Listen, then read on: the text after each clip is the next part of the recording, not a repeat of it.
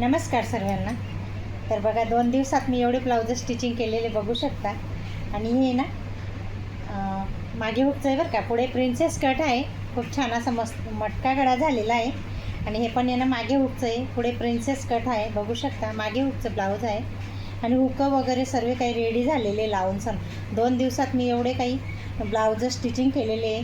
7-8 blouse असतील म्हणजे त्या अंदाजाने सांगते, कारण एवढे मला स्टिचिंग करावेच लागणार होते, अर्जंट होते कस्टमरचे ना। आज ना शिवरात्रीच्या सर्वांना खूप मनापासून शुभेच्छा।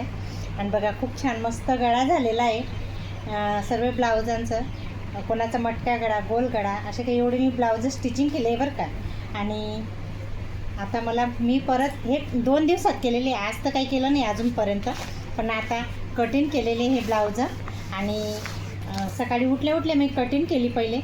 आणि बघा 3 ब्लाऊज आता रात्री 7-8 वाजेपर्यंत मला स्टिचिंग करायची।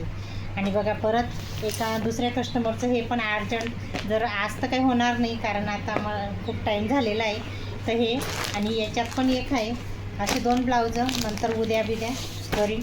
तर चला, आजचा व्हिडिओ कसा वाटला ते नक्की सांगा। नेक्स्ट व्हिडिओमध्ये भेटू, बाय।